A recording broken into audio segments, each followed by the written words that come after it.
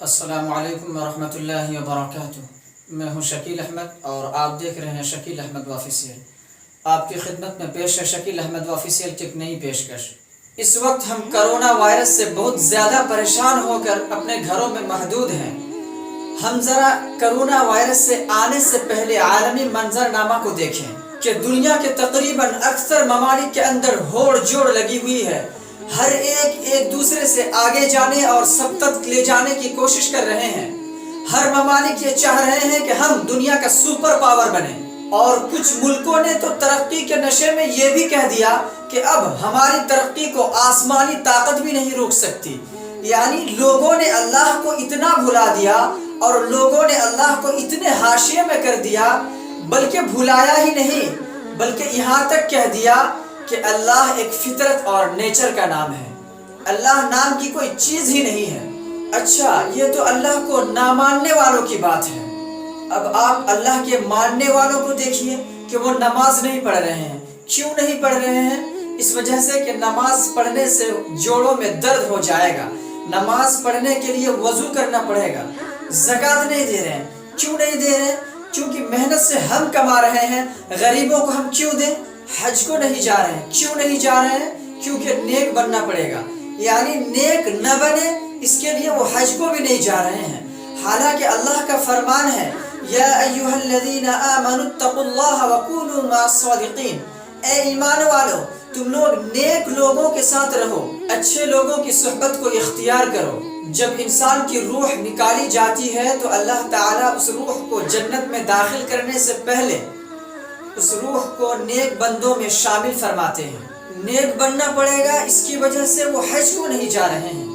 اور اس کے علاوہ حجاب نہیں کر رہی ہیں ہماری عورتیں، وہ کہہ رہی ہیں ہمارا جسم ہماری مرضی۔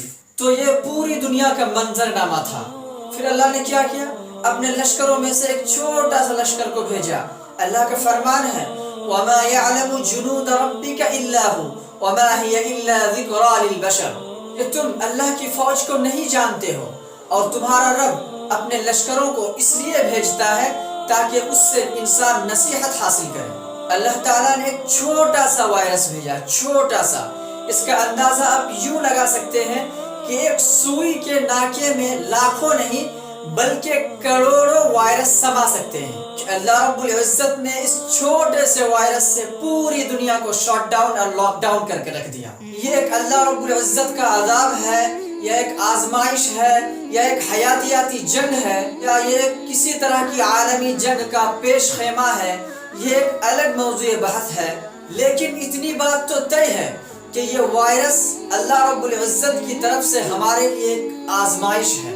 اللہ رب العزت نے قرآن پاک کے اندر قیامت کے منظر کا جو نقشہ کھینچا ہے، وہ منظر اللہ رب العزت نے ہمیں اس دنیا میں دکھا دیا۔